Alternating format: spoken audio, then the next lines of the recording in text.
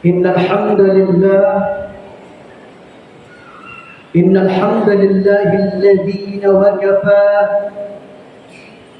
وسلام على عباده الذين اصطفى والصلاة والسلام على حبيبنا المصطفى سيدنا ومولانا محمد وعلى آله وأصحابه والوفا. فقد قال الله تعالى في كتابه العزيز وهو أصدق القائلين: أعوذ بالله السميع العليم من الشيطان الرجيم. بسم الله الذي لا يضر مع اسمه شيء في الأرض ولا في السماء وهو السميع العليم. يا أيها الذين آمنوا اتقوا الله وقولوا قولا سديدا يصلح لكم أعمالكم ويغفر لكم ذنوبكم ومن يطع الله ورسوله فقد فاز فوزا عظيما. وقال أيضا: والذين جاهدوا فينا لنهدينهم سبلنا وإن الله لمع المحسنين. وقال تعالى في حديث القدسي: يا عبادي كلكم جائع إلا من أطعمته فاستطعموني أطعمكم.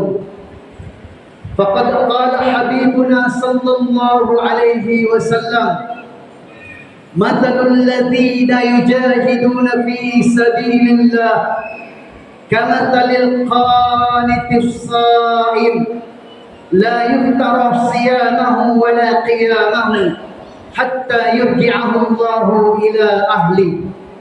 وقال أيضا: الصيام جنة ما لم يدركها.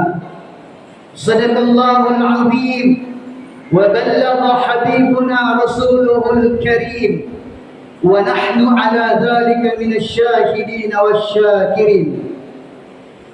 أحبائي رحمكم الله، أكرمكم الله، إخوتي في الله، أيها المحبون، أيها الممتحنون. Senantiasa kita hadirkan di dalam hati kita perasaan cinta yang benar kepada Allah dan iktiba sempurna mengikuti apa yang telah dibuat oleh baginda sallallahu alaihi wasallam. Karena cinta itulah yang akan mengantarkan derajat kita di dalam maqamat. Di dalam kajian kitab tasawuf dijelaskan Thalathatul maqamat min ibadi rabbi.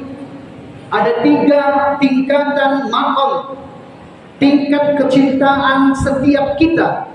Maka di tempat ini, dalam majelis ini, sama-sama kita mau takar, sama-sama kita mau muhasabah. Cukup kita yang bertanya ke dalam hati kita yang paling dalam, dan tak perlu orang di sekitar kita mendengarkan jawabannya. Karena para ulama menjelaskan, idza dakhala Ramadan imma ilaikum hazina wa imma ilaikum fariha. 2 golongan orang-orang yang mana mereka ketika datang bulan suci Ramadan bisa dilihat ada sebahagian yang kemudian dia merasa sedih dengan sebab banyak aktivitas, banyak kebiasaan, banyak pola-pola hidup yang kemudian tidak akan bisa dibuat seperti hari-hari biasa. Wa imma ilaikum fariha. Tetapi sebahagian besar orang-orang ini, mereka dengan perasaan gembiranya, mereka dengan sukacitanya, bahkan ketika telah jumpa dengan Ramadan, para sahabat radhiyallahu taala anhum dalam atharnya mereka berani mengungkapkan, laitaka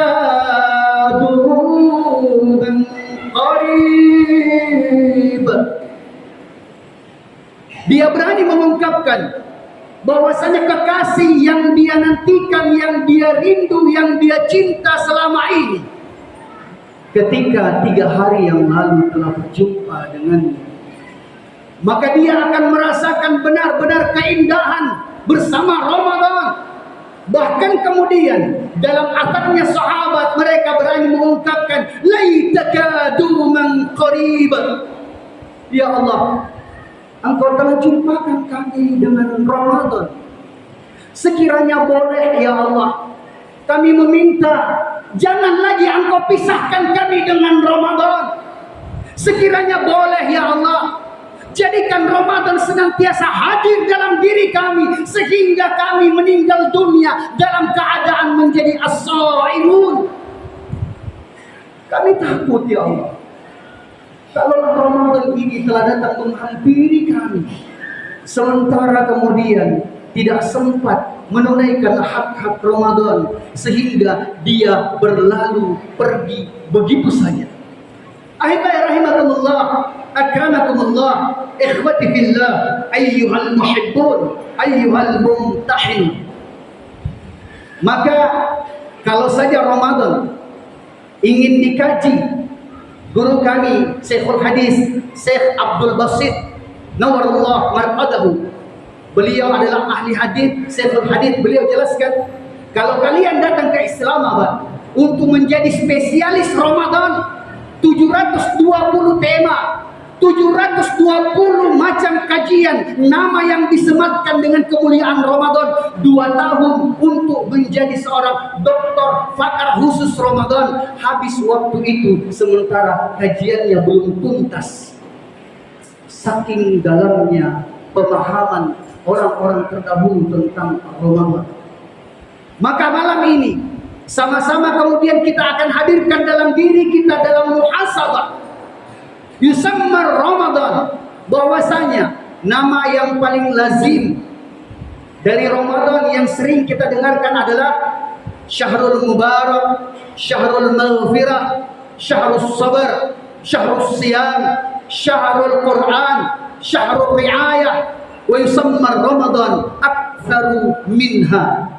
Satu persatu nama itu akan dikaji, sebenarnya Masya Allah akan menjadikan perenungan itu semakin dalam, akan menjadikan di dalam hati kita itu semakin mendidih bergolak, sehingga cintanya kita dengan Ramadan akan semakin kuat. Satu di antaranya kita akan kaji malam ini, Syahrul Ramadan, Syahrul Riayah, bulan Ramadan.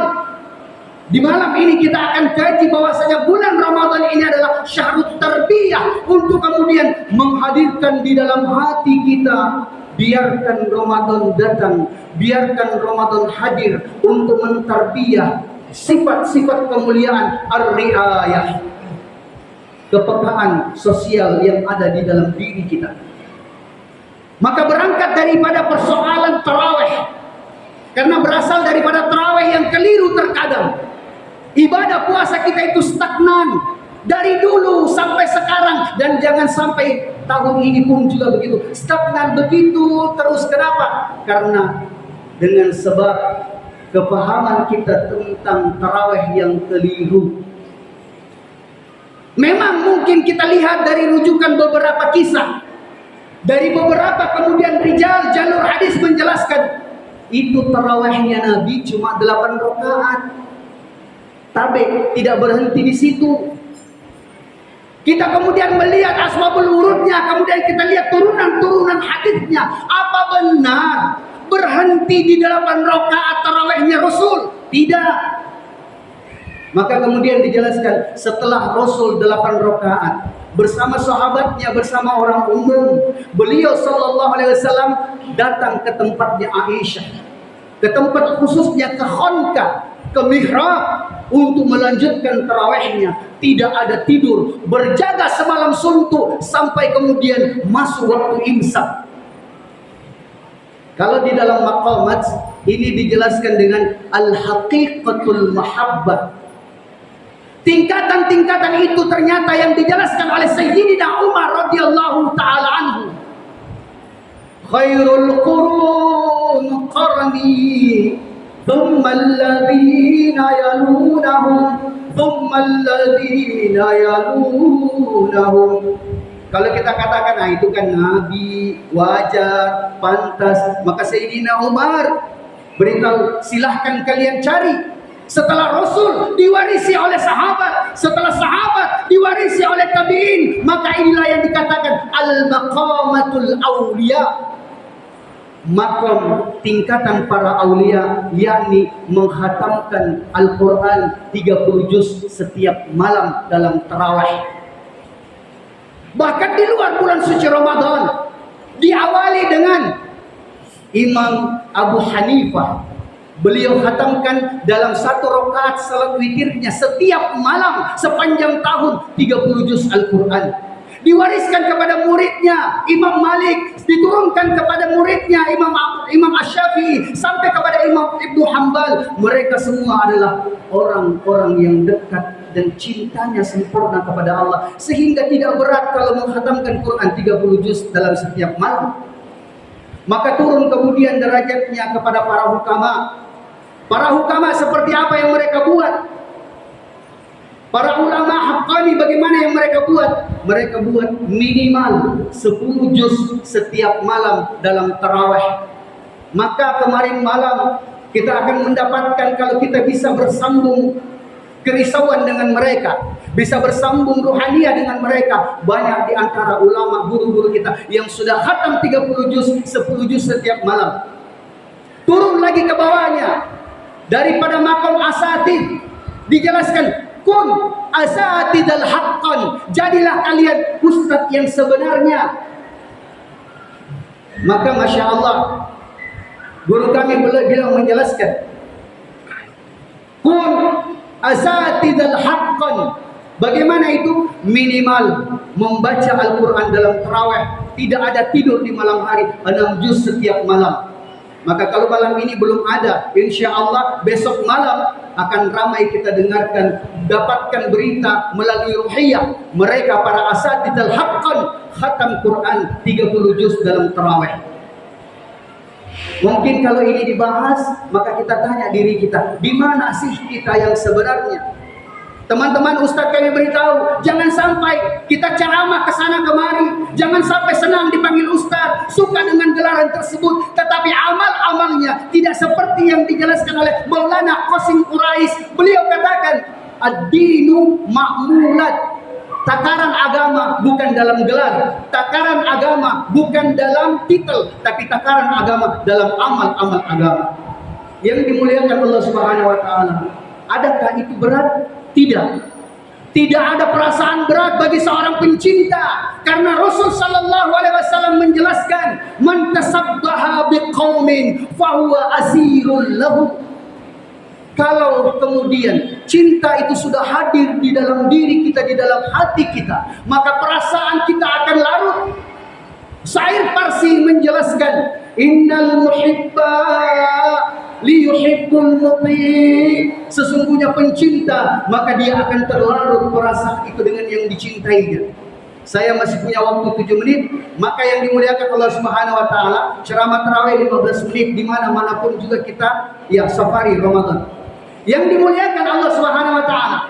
Maka sekarang puasa kita mau bandingkan dengan puasa orang-orang yang dicintai oleh Allah, puasa orang-orang yang rindu kepada Allah. Bagaimana puasanya Aisyah radhiyallahu taala anha? Kalau kita katakan diri kita laki-laki, maka kisah tentang Aisyah seharusnya menjadikan kita malu. Kenapa? Dia adalah perempuan. Kalau ibu-ibu sekalian merasa bangga dengan penampilannya, dengan stylenya, dengan gayanya, dengan pola hidupnya, bandingkan diri kita dengan Aisyah. Siapa itu Aisyah? Aisyah radhiyallahu taala anha adalah istri daripada Sayyidul Anbiya wal Mursalin, istri daripada pemimpin seluruh nabi dan rasul.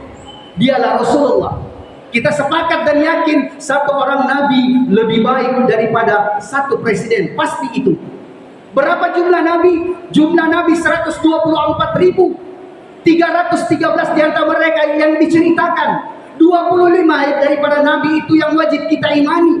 5 di antara mereka dijadikan ulul azmi, dan Sayyidul Anbiya, Sayyidul Makhlukat, Habibina sallallahu alaihi wasallam hadir di tengah-tengah kita untuk kemudian memberikan pelajaran bukti hakikat cinta kita kepada Allah Subhanahu wa taala. Maka berarti Aisyah lebih baik daripada istri 124.000 presiden. 124.000 ibu negara dikumpul menjadi satu dibandingkan dengan Aisyah. Aisyah lebih mulia. Tapi apa yang terjadi? Faqad qala Aisyah radhiyallahu ta'ala anha, ra'aitul qamar thumma marratain hatta thalathatal burur kana ya'ti alaina asy-syahr ma nuqidu fihi nara. وفي رواية أخرى ما تدخل في المطبخ حتى ثلاثة البرود. Tapi kita membandingkan diri kita, istri kita dengan Aisyah. Sekali lagi diulang, istri kita Aisyah bukan hanya istri pejabat, bukan hanya istri seorang wali kota, istri gubernur, presiden, istri Sayyidul Makhlukat. Apa yang terjadi? Aisyah beritahu, saat itu terjadi dalam rumah tanggaku, kata Aisyah, kami harus berpuasa. Dan kami berpuasa bukan di dalam bulan Ramadan, itu di luar bulan suci Ramadan. Kana ya'ti alaina syahr. Telah aku lewati sebulan penuh aku berpuasa, kata Aisyah. Ma nuqidu fihi nara hatta bi aswadain. Aisyah beritahu, ketika kami berpuasa, saat itu dapurku, kata Aisyah, tidak mengepul asap. Hatta thalathatal burur, sampai 3 purnama, berarti 2 bulan lamanya Aisyah radhiyallahu ta'ala anha bersama Rasul berpuasa berturut-turut. Saking kuatnya dia dan kekuatan mereka tidak tanggung-tanggung.